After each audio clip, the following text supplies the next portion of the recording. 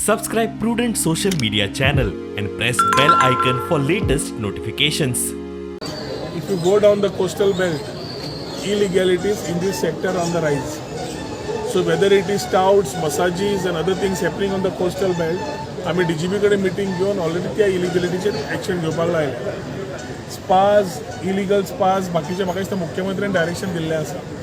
Now things which are not in taste, whether it is dance bars, whether it is prostitution or anything which is happening illegally, म्हाका दिसता a very strong and firm decision and hand is required, which we have spoken to the Chief Minister, and Chief Minister also has given directions for acting on this.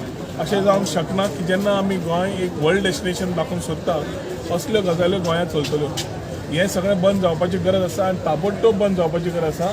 Specially dance बारा खातीर हें सुरू जालां आनी dance bar हे सगळे coastal belt आसा. Last टायमूय सांगला महफील म्हणून तो मनीस भितर आसा, बार अजून चालू आसा, बंद जावपाची गरज आसा. आनी पुलिसेकूय सांगला जायना आनी जबाबदारी पुलिसेची आसता खबर काडपाक कित्याक जायना काय म्हणून. So I think whether it is illegal spas, illegal dance bars, everything needs to close down if we need Goa as a proper tourist capital of the country, as what the Chief Minister wants it to be.